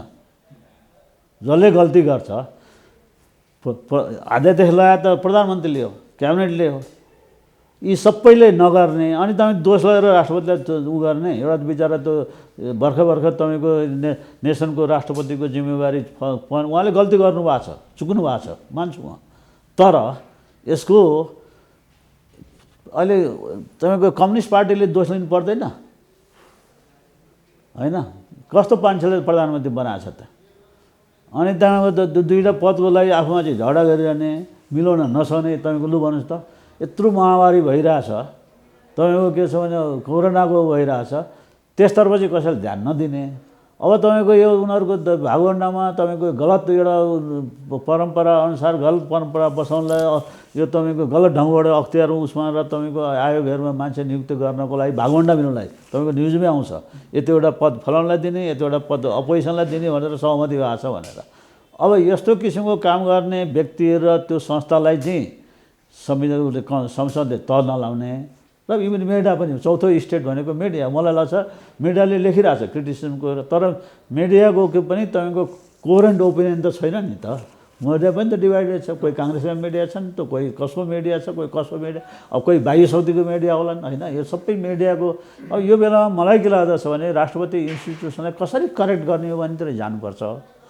उहाँ जुन विकनेस छ, उहाँले आफ्नो भूमिका बढी प्रभावकारी ढङ्गबाट खेल्न सक्ने कसरी बनाउनु हो त्यसतर्फ चाहिँ सोचाइ जानुपर्छ र संसदको पनि त्यही सोचाइ जानुपर्छ, पार्टीको पनि त्यही सोचाइ जानुपर्छ। उहाँलाई बलियो बनाउने, उहाँ नचुक्ने, उहाँ कुनै पार्टीको राष्ट्रपति नहुने, ओलीजीको राष्ट्रपति नहुने भन्नेतिर पो जानु पऱ्यो त। अब भने चाहिँ तपाईँको यो मलाई लाग्दछ एकचोटि त उहाँले फेरि यो क्रिटिसिजमबाट नि कमजोर भइसकेको मान्छेलाई झन् कमजोर हुन्छ। हामीले राष्ट्रपति बलियो राष्ट्रपति बनाउनु पऱ्यो, कमजोर राष्ट्रपति होइन। तर के छ भने सही निर्णय गर्न सक्ने राष्ट्रपति बनाउनु पऱ्यो। गलत काम लिएर प्रधानमन्त्री जानेलाई तलाउने सक्ने र ठिक ठाउँमा राख्न सक्ने राष्ट्रपति चाहियो। तर के छ भने प्रधानमन्त्रीको काम मै गर्छु भन्ने राष्ट्रपति होइन, सुप्रिम कमान्डर इन चिफ छु भनेर म भोलि म जे पाए त्यही गर्छु, म आर्मीको सबै काम मै गर्छु भन्ने राष्ट्रपति होइन। भने चाहिँ मलाई के लाग्दछ भने मलाई लाग्छ यो उसमा हामीले यो इस्युमा चाहिँ अलिकति ब्यालेन्सिङ हामीले यो के भने एकाडेमिक विजडमहरू तपाईँको पढे लेखेका मान्छेहरूले उहाँलाई पनि तपाईँको सही ठाउँमा सही एडभाइजरहरू राख्नुहोस् तपाईँको वरिपरि, जे भए त्यही नमान्नुहोस् भन्ने कुरामा चाहिँ हामी जानुपर्छ जस्तो लाग्छ। एउटा मैले तपाईँको एक दुईचोटि मेरो भेट नभएको होइन, हेर्नुहोस् है, मैले त एक दुईचोटि भेट पनि भएको हो। तपाईँको के छ भने हामीले रामवरणजीकै उसमा पनि समयदेखि नै यो हेड अफ द इन्स्टिट्युसनको जुन इन्स्टिट्युसन छ त्यो इन्स्टिट्युसनको सेक्रेटेरिएट कमजोर हो। त्यो इन्स्टिट्युसनको एकदम अबले त तपाईँको भनौँ न यति तपाईँहरूको मिडियाको मान्छेले यति इन्फर्मेसन दिन सक्नुहुन्छ, टेक्नोलोजी छ, इन्टरनेट छ, तपाईँको कम्प्युटराइजको होल सिस्टम छ। उहाँको सेक्रेटेरिएट चाहिँ फुल फ्लेज वेल इक्विप्ड बनाउनुपर्छ। त्यो हामीले पहिलादेखि पनि अब त्यो लाइक अरू कन्ट्रीको राष्ट्रपतिको सेक्रेटेरिएट कसरी अपरेट भइरहेछ त्यो किसिमको मान्छे हामीले एउटा चाहिँ तपाईँको नम्बर 1 सेक्रेटेरिएट स्टेट बनाउनुपर्छ। त्यसमा उहाँहरूले कस्तो मान्छे राख्ने एडभाइजरको रूपमा। अब तपाईँले पहिला पाँचवटा एडभाइजर राखेको सुनेको थियो, पछि फेरि हटाएर 2 जना मात्रै राख्नु भएको छ। किन हटे ती, किन राखियो त्यो मान्छेले के कन्ट्रिब्युट गर्यो, उनीहरूसँग त्यो इन्स्टिट्युसनल मेमोरी राख्ने तपाईँको छ कि छैन, सिस्टम छ कि छैन, त्यो सेक्रेटेरिएटको एउटा सिस्टम बसाल्नुपर्छ। त्यो सिस्टम बसाउनको लागि राष्ट्रपतिले गर्ने जुन मूल कार्यहरू छ नि राष्ट्रपतिको फङ्सनमा आउने, जस्तो तपाईँको उनको प्रमाणीकरण गर्ने आउँछ, उहाँको जुन विधेयकको थाक लाग्छ होइन, कुनै तपाईँको विधेयक तपाईँको संविधान विपरीत मिचेर विधेयक गएको छ भने उहाँको त्यो सेक्रेटरीले तुरन्त पोइन्ट आउट गरेर अनि स्पिकरलाई बोलाएर तपाईँको यस्तो आछ है तपाईँको भनेर तपाईँको त्यो पहिले नै वार्न गर्न सक्नुपर्ने आउँछ। प्रधानमन्त्रीले तपाईँको जस्तो यही विषयमा भनौँ न 7 महिना अगाडि त्यही आएको थियो अनि त्यहीको अहिले पनि अनि प्राइम मिनिस्टरलाई उहाँले पहिले नै त्यो भइसकेपछि अब अर्कोचोटिदेखि तपाईँले अध्यादेश ल्याउँदाखेरि कम्प्लिटली 2 दिनभन्दा अगाडि कम्तीमा 3 दिनको टाइम दिएर मात्रै अध्यादेश ल्याउनुहोस्, या कमसेकम मलाई 2 दिन चाहिँ चाहिन्छ, मेरो एक्सपर्टले हेरेर मात्रै त्यो निर्णय गर्छ, न म गर्दिनँ है भनेर तपाईँको एउटा प्रोसिजर एउटा केही गाइडलाइन त बनाउन सक्नुहुन्छ नि। त्यस कारणले तपाईँको दोस्रो चाहिँ के भने प्रेसिडेन्टको अफिस अपरेट गर्ने एउटा म्यानुअल चाहिन्छ। एउटा म्यानुअल तपाईँको कुन किसिमसँग अपरेट गर्ने, लेजिस्लेटिभ फङ्सनको बारेमा के हेर्ने, एक्जिक्युटिभ फङ्सन सम्बन्धी कुरामा के हेर्ने, तपाईँको पार्टी सम्बन्धी आउँछ। तपाईँको भनौँ न अब हिजै गएर तपाईँको 5 घन्टा तपाईँको भीम रावलजी र तपाईँको पम्पा भूषाललाई त्यहाँ कुराइयो भने न्युज आयो, त्यो एप्रोप्रिएट भएन नि होइन, त्यो एप्रोप्रिएट भएन। अब एकजना तपाईँ सहसचिव आउनुभयो, त्यो दर्ताको गर्नु जाँदा भित्र छिर्नु 5 घन्टासम्म आउनु भएन अरे, अनि त्यो टेलिफोन अफ भएर बस्यो भनौँ न। अब एकछिनलाई भने अब त्यही अब ती 2टा त्यत्रो प्रतिष्ठित व्यक्ति जो स्वयं भने भीम रावलजी पनि पम्पा भूषालजी पनि एउटा त्यत्रो लडाको र त्यत्रो भइसकेर मन्त्री भइसकेका 2टा मान्छेहरूलाई तपाईँको त्यो सेक्रेटेरिएटका मान्छे बोलाएर तपाईँहरू चियासा खाएर रेस्पेक्ट गरेर राख्न सक्दैनथे। अनि राष्ट्रपतिले ल तपाईँ 2 मिनट चाहिँ म आएर भेट्छु, तर के छन् म यसमा अहिले चाहिँ म बिजी छु भनेर भन्न सक्नुहुन्न थियो। एकछिन बोलाएर उहाँले कट्सी गरेर या तपाईँको एउटा कुनै एडभाइजरलाई पठाएर राष्ट्रपतिजी चाहिँ अब भनौँ न त्यो बेलामा सायद तपाईँको कम्युनिकेसनमा प्रधानमन्त्रीसँग टेलिफोनमा कुरा गरिनु भए पनि हुनसक्छ होइन, बिजी हुनसक्छ, किन यो त क्राइसिस भइरहेको बेलामा म चाहिँ अहिले एकदमै छु, मैले चाहिँ भेट्न सकिनँ, म आइएम भेरी सरी, तर हजुर एक चियासे खाएर जानुहोस्, तपाईँहरूको जुन आछ म हेरेर एउटा निर्णय गर्छु भनेर एउटा कमसेकम हेरेर फेरि फर्क गरेर मैले चाहिँ यसमा हेर्न मैले हेरेँ, मैले त्यसमा त्यसमा चाहिँ समयअनुसारको म त्यसमा रिस्पोन्ड गर्छु भने पनि हुन्थ्यो होला होइन। मलाई लाग्छ त्यो सेक्रेटरीले गर्छ कि होइन, त्यो सेक्रेटरीले गर्ने काम हो। त्यस कारणले उहाँको त्यो जुन division of work within the presidential उसमा छ त्यो किसिमको पनि प्रोपर ढङ्गबाट भएको छैन र त्यो म्यानुअल एउटा उहाँलाई चाहिन्छ। दोस्रो है, तेस्रो चाहिँ के छ भने अब उहाँले के पनि सुरु गर्नु पर्यो भने जस्तो लाग्दछ भने प्राइम मिनिस्टरसँग उहाँको बेला बेला जस्तो हामीले रामवरणजीको बारेमा एउटा उदाहरण पनि दिन्छु तपाईँलाई। यही समयमा उहाँको सबभन्दा ठुलो क्राइसिस दुईचोटि आएको हेर्नुहोस्। पहिलोको उसमा एउटा चाहिँ तपाईँको कटवालको काण्डमा है, अब तपाईँको एउटा भइरहेको तपाईँको कमान्डर इन चिफलाई हटाइदिन्छु भन्छ प्राइम मिनिस्टरले। एउटा हेर्नुहोस् है, नयाँ प्राइम मिनिस्टर जमिन जङ्गलबाट आउनुभएको छ है, अब तपाईँको त्यत्रो उथल पुथल भएको है, अब कमान्डर इन चिफ भन्दाखेरि त फेरि होल देशको सेक्युरिटी सिस्टमबाट नभइकन तपाईँको लडाकुहरूबाट प्रोटेक्सन लिएर बस्नुभएको छ तपाईँको त्यही बालुवाटारमा। अब त्यो बेलामा अब राष्ट्रपतिको अगाडि त तपाईँको सिरियस क्राइसिस, नेसनल क्राइसिस त थियो। जम्मै माओवादी पार्टी बाहेक सबै पार्टीका मान्छे आएर यसले त खत्तम हुन्छ नहटाऊ भनेर जम्मैले एकपछि हाम्रो विद्यादेवीजी लगायत, हाम्रो ओलीजी लगायत, अन्त सबभन्दा पछि 10 बजे राति आउने त विद्याजी र ओलीजी हो है, यो गर्नु हुँदैन भन्ने रामवरण यादवजीलाई। अब त्यो बेलामा त्यो क्राइसिसमा अब हाम्रो अगाडि के थियो भने यो प्रधानमन्त्रीको पनि रेस्पेक्ट गर्नु थियो। प्रधानमन्त्रीले एउटा चाहिँ के गरेको थियो भने त्यो बेला प्रचण्डजीलाई हामीले जति गाली गरे पनि प्रचण्डजीको र रामवरणजीको फेरि व्यक्तिगत रिलेसन राम्रो थियो हेर्नुहोस्। उहाँले चाहिँ कम्युनिकेसनमा बस्नुपर्छ भन्ने हामीले पनि भनेको थियौँ कम्युनिकेसनमा। अनि त्यो उहाँले बोलाउनुहुन्थ्यो, त्यो हुँदाखेरि प्राइम मिनिस्टरलाई बोलाएर तपाईँले हटाउने निर्णय गर्दाखेरि चाहिँ मलाई पहिला खबर गर्नुहोस्, तपाईँले हटाउने निर्णय नगर्नुहोस् त मिल्दैन, म तपाईँले गर्नुभयो भने म तपाईँलाई त्यसमा साथ दिनँ, किनभने यो सिस्टम बिग्रिन्छ, यो आर्मीको अर्गनाइजेसनल सिस्टम बिगाऱ्यो भने तपाईँ सुप्रिम कमान्डर इन चिफको हिसाबले प्रधानमन्त्री राष्ट्रपतिले मैले हेर्नुपर्छ, त्यो मेरो पनि जिम्मेवारी हुन्छ नेसनल इन्ट्रेस्टमा। तर तपाईँले के छ भने यो नगर्नुहोस्, यसले चाहिँ तपाईँको सिस्टम बिग्रिन्छ, तपाईँको के छ भने हुनेवाला जुन चिफको जुन सिनियर मोस्ट बन्ने जुन प्रोसेस छ तपाईँको एउटा त्यसलाई बिगार्नु, यो अर्गनाइज सिस्टममा यत्रो रिस्की हुन्छ देशकै लागि भनेर बारम्बार भन्दाखेरि पनि उहाँले यदि अनि प्रचण्डजीले के प्रोमिस गरेर जानुभएको थियो भने यदि मैले हटाउनु गर्नुपर्ने स्थिति आयो भने म हजुरलाई पहिले नै खबर गर्छु भन्नुभएको थियो। उहाँले गर्नु भएन भन्दा प्राइम मिनिस्टर र प्रेसिडेन्टको बिचको कम्युनिकेसनमा प्रचण्डजीले ब्रिच गर्नुभयो। अनि त्यसपछि हामीले लेखा त्यो ड्राफ्ट मैले नै गरेँ, मलाई थाहा छ। अनि हामीले के भन्यौँ भने प्राइम मिनिस्टरले कुनै निर्णय गर्नुभन्दा पहिले म खबर गर्छु भन्नुभएको छ।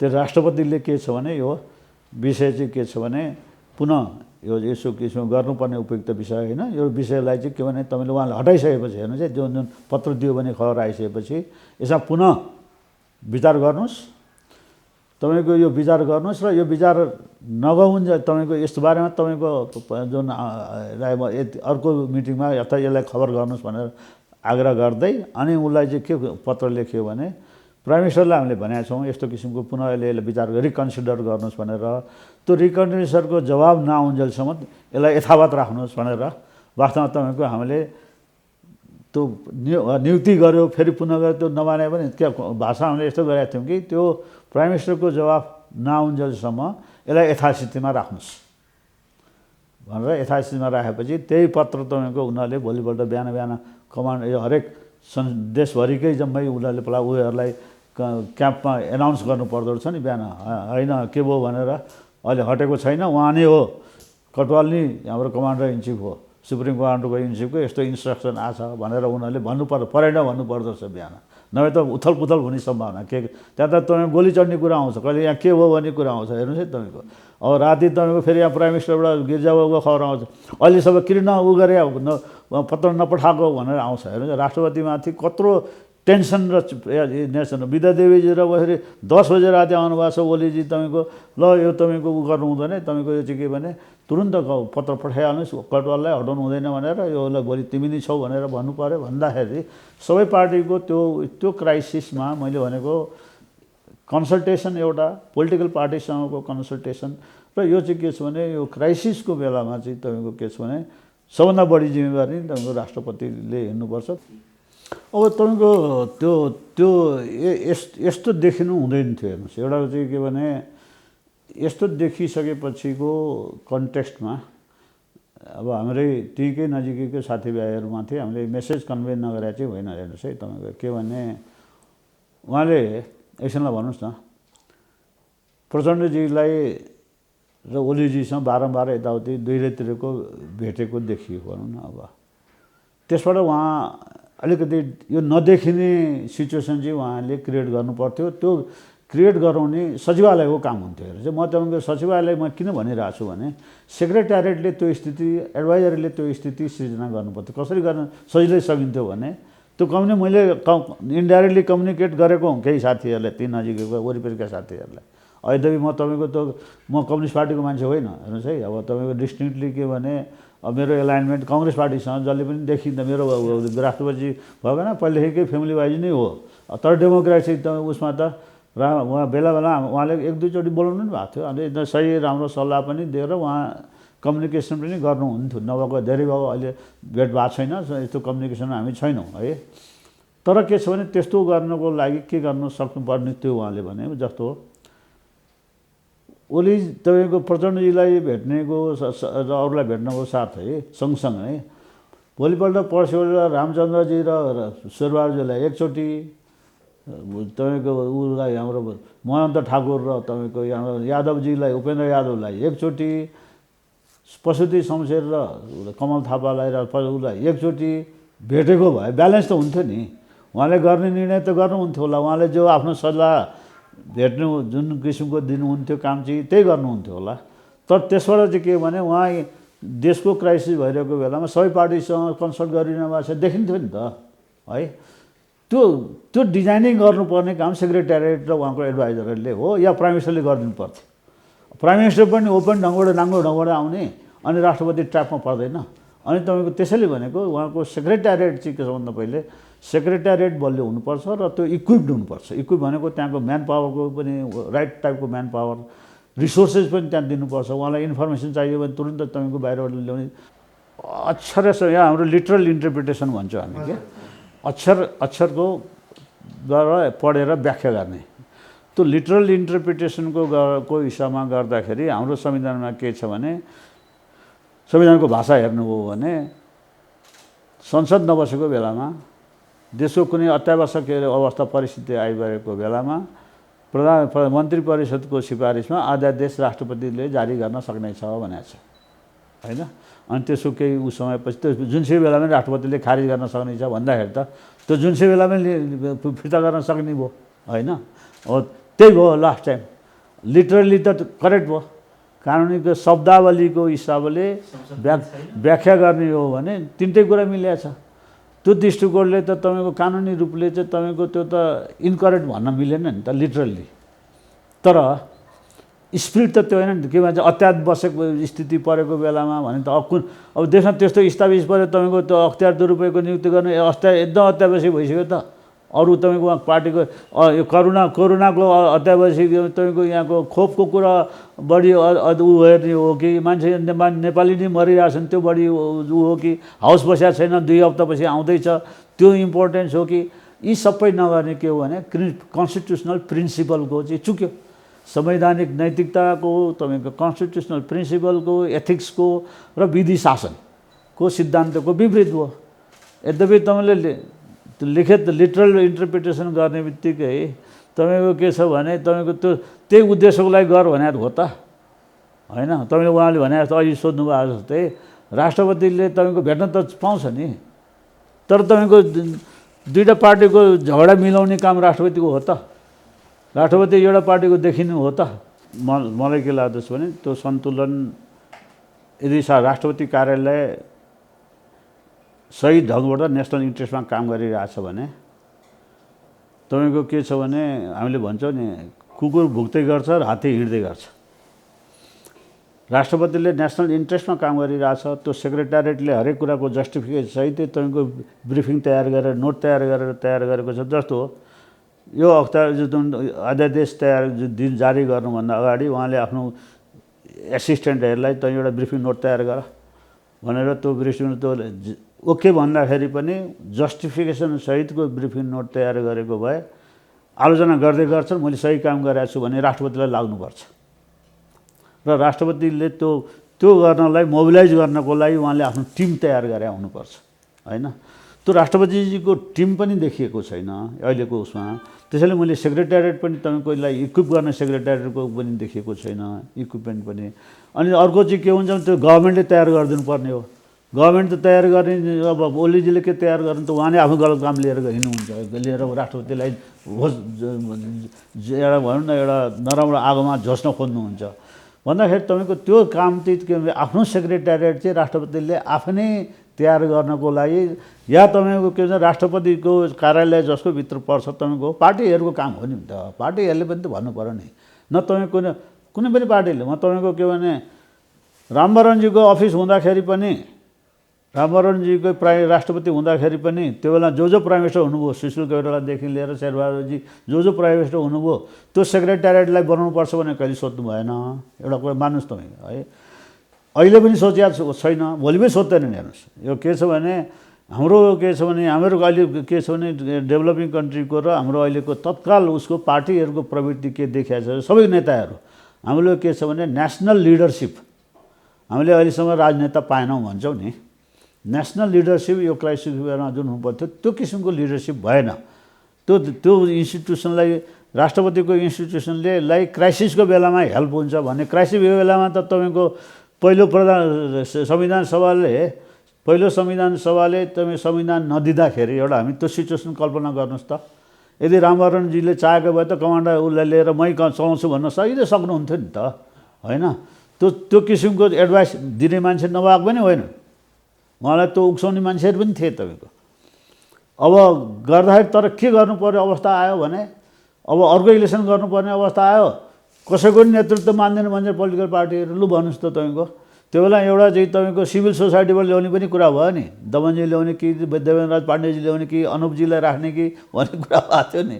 भनेपछि पोलिटिकल पार्टीहरूको के छ भने आफ्नो यति पार्टीगत इन्ट्रेस्टमा उनीहरू कहिलेकाहीँ उ गरेका हुन्छन्। त्यो बेलामा नेसनल इन्ट्रेस्ट हेर्ने कसले त भन्दाखेरि चाहिँ तपाईँले अनि सबैको उसमा तपाईँको लेखराजजी खिलराजजीलाई अध्यक्ष बनाइयो एउटा इलेक्सन गराउनको लागि 6 महिनासम्म उ गर्नलाई। त्यो बनाउनलाई जम्मै संविधान काचकुच पारियो जम्मै तपाईँको बाधा अड्का फोका बनामा गएर भन्नुहोस् न। सबै तपाईँको लोकमान्यजी समेत पनि त्यही बेला छिर्नुभयो अख्तियार दुरुपयोगमा है।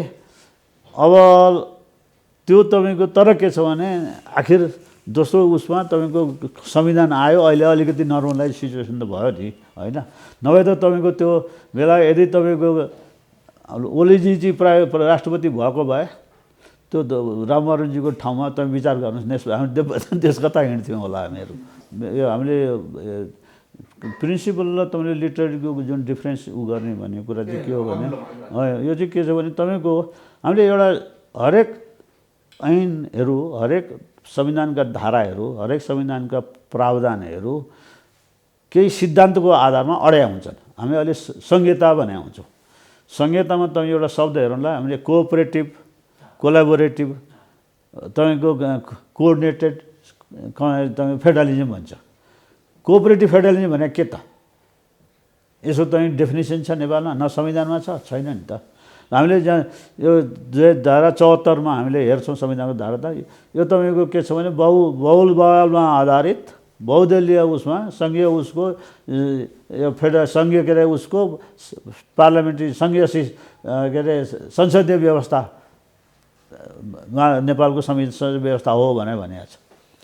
अब बहुदलमा आधारित बहुदलीय संसदीय व्यवस्था भनेको हाम्रो अब यो टाइपको संसदीय व्यवस्थाको डेफिनेसन कहीँ छ? प्योरली पोलिटिकल डेफिनेसन हो नि त। पोलिटिकल प्र्याक्टिसको आधारमा हामीले अरू पोलिटिकल साइन्सबाट ड्र गरिन्छ, त्यो संविधानमा पनि ड्र हुँदैन होइन। अब तर हामीले के छ भने पार्लियामेन्ट्री सिस्टम भनेको एउटा चाहिँ के छ भने कलेक्टिभ मेकानिजम हुन्छ। हाउसले तपाईँको प्राइम मिनिस्टर इलेक्ट गर्छ अनि त्यो हाउसप्रति एकाउन्टेबल हुन्छ या जनताप्रति हाउस मार्फत एकाउन्टेबल हुन्छ भन्ने न हो छोटकरीमा होइन। अब त्यो चाहिँ तपाईँको के छ भने हामीले पोलिटिकल साइन्सको किताबमा पढे हो, त्यही अनुसारको हामीले विभिन्न सिस्टमहरूमा संविधानमा राखेको छ। त्यसैले हामीले चाहिँ के हो भने लिटरल्ली चाहिँ उहाँले गरेको कुरामा मान्छेले शब्दावलीको हिसाबबाट फलो गरेको हो।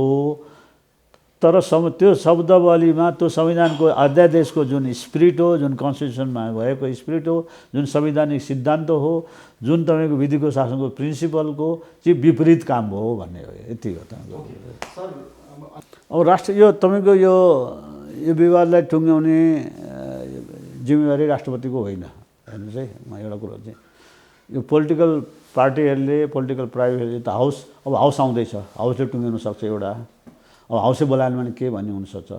यदि हाउस बोलाउनुभन्दा अगाडि प्रधानमन्त्रीले अर्को एक्सिडेन्ट गराइदिनु भने के हुन्छ है।